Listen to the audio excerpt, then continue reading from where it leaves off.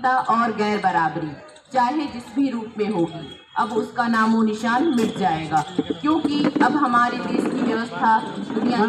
इस पहली किताब का लोकार्पण करें और फिर दूसरी किताब का लोकार्पण करें। ये किताब का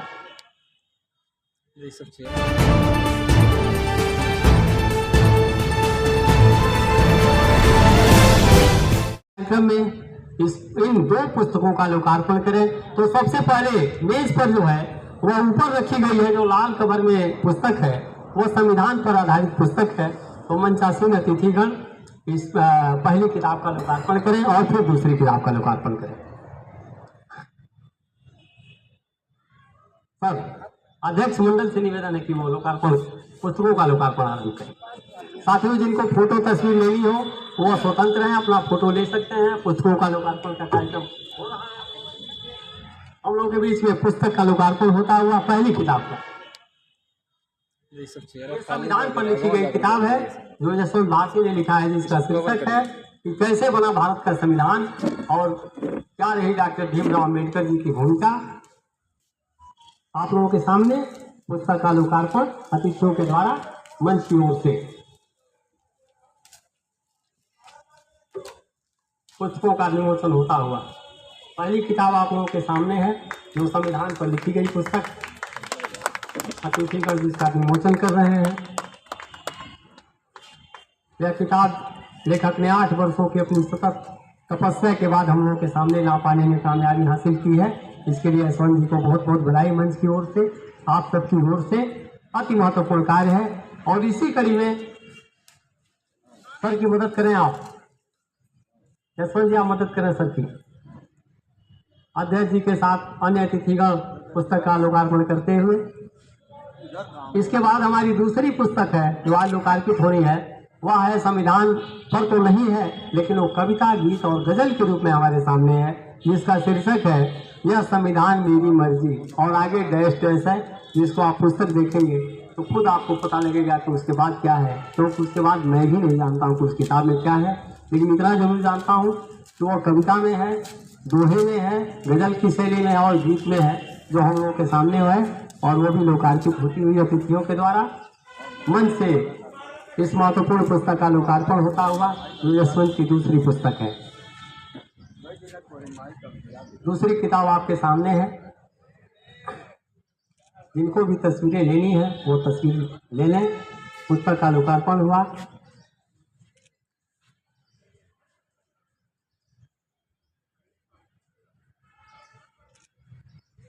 यह महत्वपूर्ण कार्यक्रम इतना ही था। यशवंत भारती जी द्वारा लिखी पुस्तक हम सबके सामने आए। आज वो अपनी रचनाओं को पूर्ण करके लोक अर्पित कर रहे हैं, लोग को अर्पित कर रहे हैं, हम सबको प्रस्तुत कर रहे हैं, हम सबके बीच में ले आ रहे हैं। यशवंत जी की भूमिका, किसी भी लेखक की भूमिका वहीं खत्म हो जाती है जब उसके पुस्तक का लोकार्पण हो जाता है। समाज उसको अपने हिसाब से देखता है, अपने उसके हिसाब से उसको विवेचना करता है, अपने हिसाब से उसको पढ़ता है और ये हिसाब निकालता है। तो यह पुस्तक आज से हम लोगों के बीच में है, हम लोगों की हो गई है। हम लोग अपने हिसाब से सोचेंगे, विचारेंगे और इस पर हम लोग मंथन करेंगे। इसी क्रम में साथियों, हम आपको बता दें इस अतिथियों का, मंच पर उपस्थित अतिथियों का सम्मान होना है। तो सम्मान की प्रक्रिया हम लोग 2 मिनट में खत्म करेंगे। जो हमारे मंचस्थ अतिथि हैं उनका सम्मान जरूरी है, क्योंकि अतिथि का सम्मान हमारी एक तरह से कहा जाए तो परंपरा भी है। तो यशवंत जी अतिथियों के सम्मान का प्रबंध आरंभ करें आप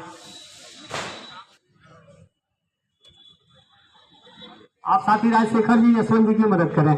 और हम चाहेंगे कि जो किताब के लेखक हैं यशवंत भारती जी, मंच पर उपस्थित हमारे अतिथियों का सम्मान अंग वस्त्र भेंट करके करें। अतिथियों का सम्मान।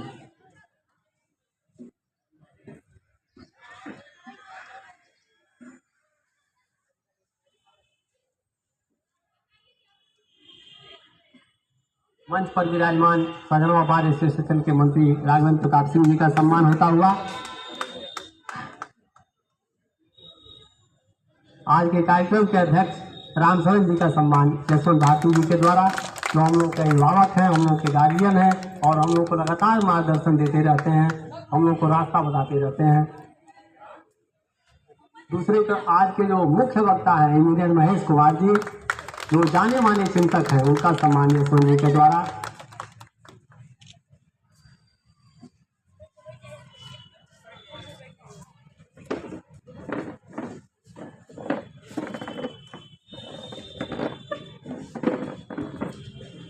अध्यक्ष जी का सम्मान, पीके त्रिपाठी जी का सम्मान, जो सगनवाबाद स्टेशन के अध्यक्ष हैं, हम लोगों के अतिथि हैं।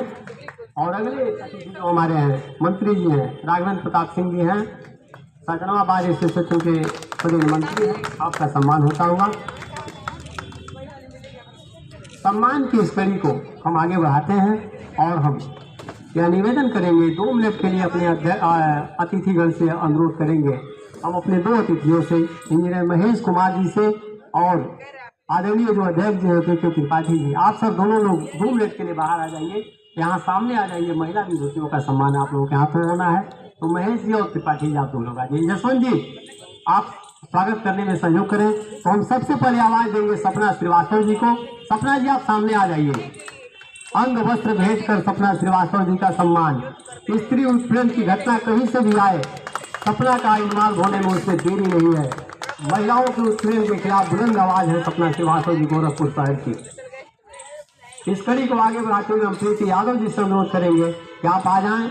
आपका बहुत बड़ा योगदान है, सरहदे बिहार से चल करके हम लोगों के बीच में आई है और स्त्री उत्पीड़न से लेकर के महिला सशक्तिकरण के जितने भी फार्म हो सकते हैं उन सभी का जो है समाज में लेकर के चलती रहती हैं। प्रीति जी आपका बहुत बहुत सम्मान है। सपना जी आप यहीं रुक जाइए, आप जाइए मत।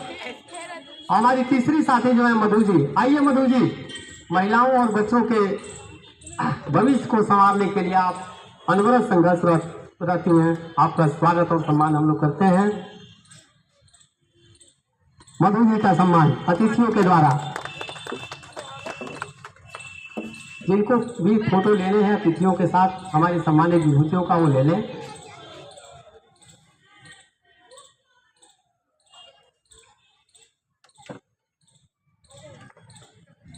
इसके बाद हम लोग इस कार्यक्रम को आगे बढ़ाएंगे। हम लोगों के बीच में अतिथिगण मंच पर विराजमान है। सम्मान का कार्यक्रम संपन्न हो चुका है और आप लोग तस्वीरों को साझा हो रहा है, तस्वीरें साझा हो रही हैं अतिथियों के साथ।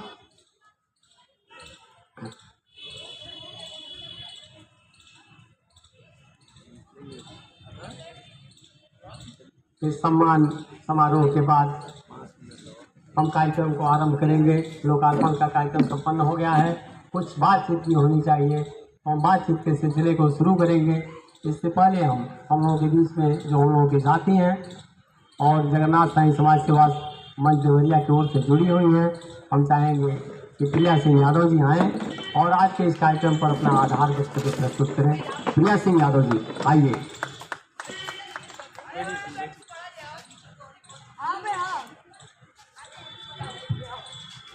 आदरणीय मंच और कार्यक्रम में उपस्थित सभी बुद्धिजीवी और साथियों, हम लोग अपनी आज़ादी के 8वें दशक को पूरा करने की ओर है।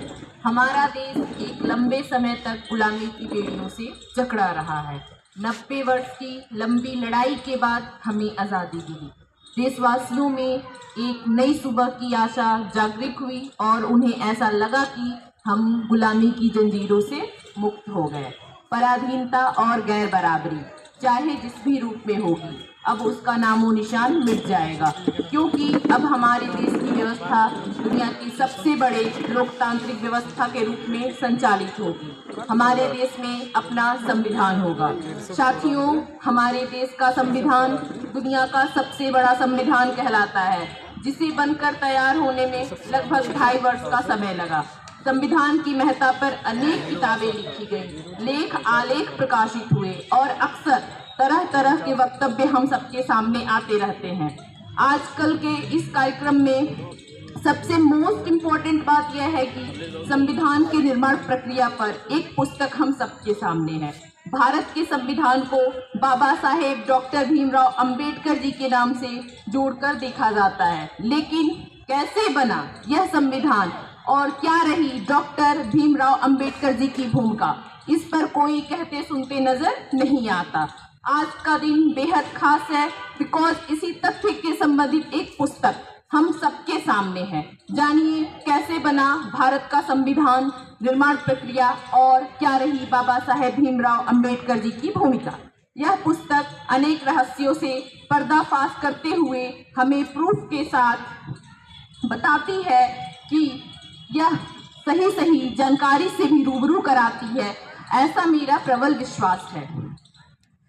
लेखक सही मायने में वही होता है जो समय के सापेक्ष रूप से संवाद करता है, चाहे वह जनता के किसी हिस्से के साथ खड़ा होता है या प्रकृति के साथ। हमारी समझ से लेखक निरपेक्ष नहीं होता, वह कहीं ना कहीं उत्तरदायी होता है। लेखक स्वतंत्र नहीं होता है, वह जवाबदेही से बंधा होता है। समय समय पर रचना का स्वरूप बदलता रहा है। राजा के गुणों का वखान साहित्य का अहम हिस्सा रहा है, तो कभी तिलस्मी बोल वाले का साहित्य पटल पर छाया रहा है, जिसमें मनुष्य कहीं नहीं रहा। साहित्य में मनुष्य और मनुष्यों में अंतिम व्यक्ति के सुख दर्द को कुरेदने वाली रचनाएं क्रमशः गद्य, गजल, गीत, काव्य के रूप में हमारे सामने आती रहती हैं, जिसमें आम आदमी के साथ खड़ा होकर सत्ता और समाज व्यवस्था से संवाद स्थापित करता है और अपने को कहा जाए तो हाशिए के लोगों के पैरोकार के रूप में खड़ा किया। आज हम अपने समय में एक कवि गीतकार डॉक्टर भीमराव अंबेडकर को केंद्रित करते हुए जनता के सवालों पर आधारित लय और छंद तथा दोहे में लिखी गई एक पुस्तक गीत गजल को कविता को आपके सामने देख रहे हैं। आई होप रचना का संसार जीवन संसार के साथ साथ आगे बढ़ता रहेगा, परिवर्तन के साथ भी चलेगा और परिवर्तन के लिए भी प्रेरित करता रहेगा। समय की गति के साथ साहित्य की गति भी आगे बढ़ती रहेगी। आज के इस कार्यक्रम में आदरणीय मंच और बुद्धिजीवी साथियों उपस्थित यहाँ पे लोगों का जनता जगन्नाथ साईं समाज सेवा संस्था द्वारा आयोजित इस कार्यक्रम में सहयोग प्रेमचंद साहित्य संस्था की ओर से हार्दिक स्वागत करते हैं, अभिनंदन और वंदन करते हैं। धन्यवाद।